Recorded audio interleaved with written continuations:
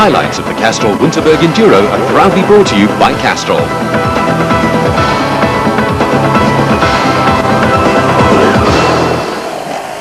The Castrol Winterberg Enduro in the Eastern Cape has over the years emerged as the premier event of its kind in South Africa. A compulsory event on the South African Enduro Championship calendar, the Winterberg this year moved to the picturesque Kariga Park. Well, the Enduro is very different to off-road. You've got special stages where you're allowed certain times to complete them in. And within those stages you've got racing stages where you really got to go fast. So I'm just going to go out there and take it easy on the regularities and then have to go as fast as I can on the racing stages.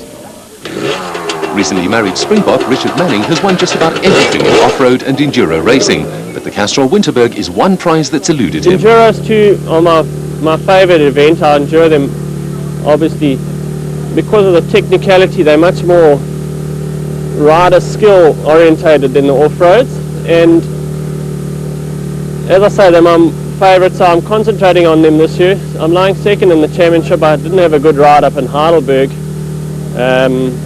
I got married the week after that, so I didn't want to go to my wedding in Plaster. So, and yeah, Winterberg hasn't been my favourite. Well, it's been one of my favourite, but not my lucky event, if you call it that. I've always seemed to have a bit of bad luck here. So this year I'm just hoping my luck will change and I'll have a good ride.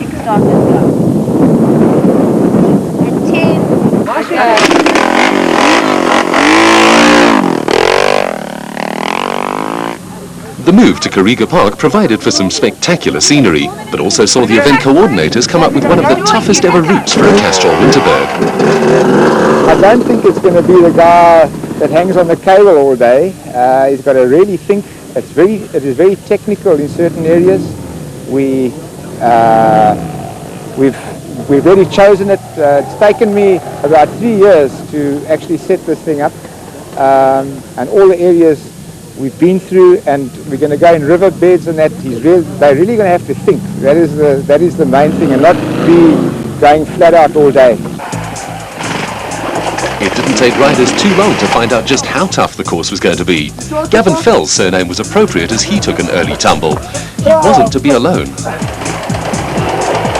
Chris Lindhorst was a little more successful than Fell and managed to stay upright. Lindhorst lost a little time before he was underway again, and behind him, Cornelius Mzamali appeared to have matters under control at the same section, and then the laws of gravity caught up with him. Once again, the only damage done was a little lost pride and valuable time.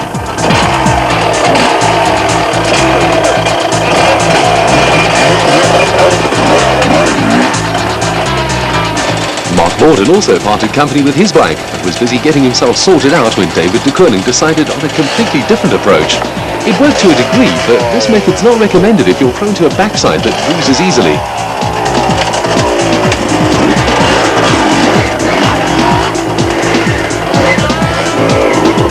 The trials and tribulations of some riders were highlighted when some of the top riders arrived at the same tricky spot. Brian Bonte-Koning on a Yamaha is one of the top off-road and enduro riders in the country and sailed through with no problems. Darren Curtis on bike number 58 is a double off-road winner this year, but also made it look all too simple on the Pro Action Panasonic AGA KTM. The Castrol Winterberg has in recent years been dominated by an Italian Alfie Cox. The diminutive Springbok has won the event 6 times in a row from 1989 to last year. With Cox campaigning overseas this year, the race was wide open, with Port Elizabeth rider Brett Brito on the number 38 Kawasaki expected to be among the frontrunners, after an impressive performance last year when he pushed Cox all the way.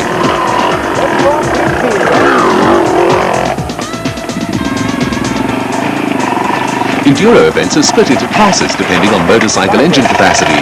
While the 200 class machines are more manoeuvrable than the bigger and heavier 250 class bikes, the additional power is a plus where the 250 brigade are concerned. Mike Glover was competing in the 250 class on a Honda, and once he'd sorted out his line of attack, wasn't presented with too many problems with steep inclines.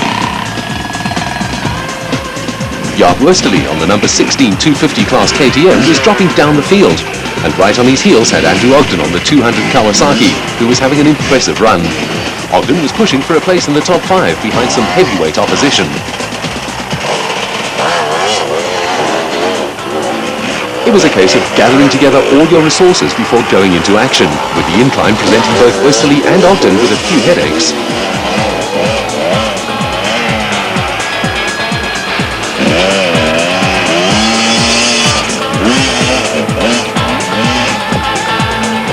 Curtis was making good progress on the Pro Action AGA Panasonic KTM, with the Winterberg developing into a battle between Curtis and fellow off-road stars Errol Dalton, Richard Manning and Chris Dodd.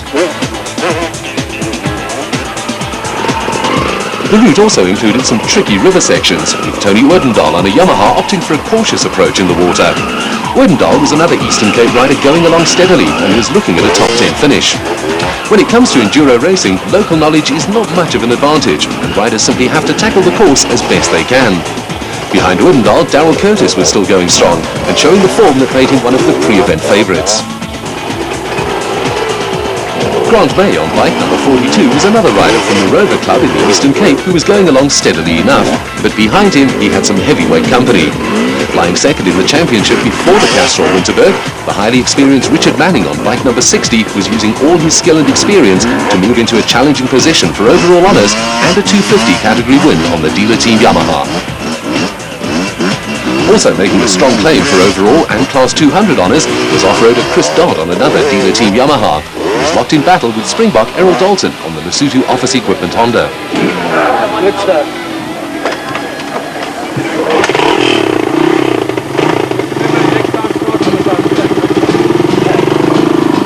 Riders are given a little respite along the way, with control points also offering the opportunity to top up with fuel. Where are you going to do the go? Yeah. Down into the river, there's For a number of riders, including Richard Manning, finding the correct route had proved to be something of a problem. Yeah. It's supposed to go along the contour, and the next thing the markers go down off into the river. While riders like Richard Manning prefer the technical challenges that enduro racing offers, others, like Darrell Curtis, relish the faster sections, which are more akin to flat-out off-road racing. While Curtis took off like a bat out of hell on an inviting open section, Manning was a lot more circumspect. Chris Lindhorst was also going along steadily on bike number 26, with the event starting to take its toll on riders and machinery. David Thomas from Cape Town was trying to make up time on the Kawasaki, with Peter Twistle from East London on bike number 37, cruising along as though he didn't have a care in the world, and looking at a top 10 finish.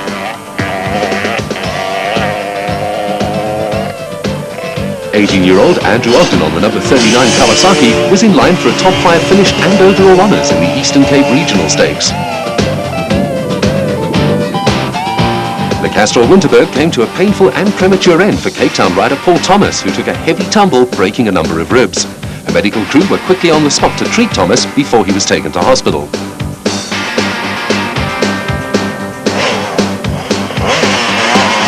The race had now developed into a straight fight between Darrell Curtis on the Pro Action AGA Panasonic KTM and Richard Manning on the dealer team Yamaha.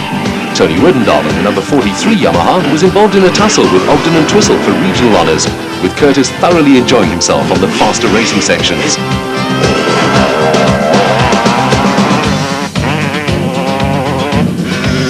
Off-roader Chris Dodd on the dealer team Yamaha, running in the 200 class, was fighting it out with Errol Dalton on the Lesotho Office Equipment Honda, with a tight finish between the pair in the offing.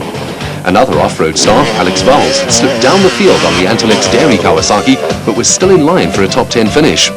With Dodd pushing him all the way, Errol Dalton was also making the most of the faster sections on the Lesotho Office Equipment Honda.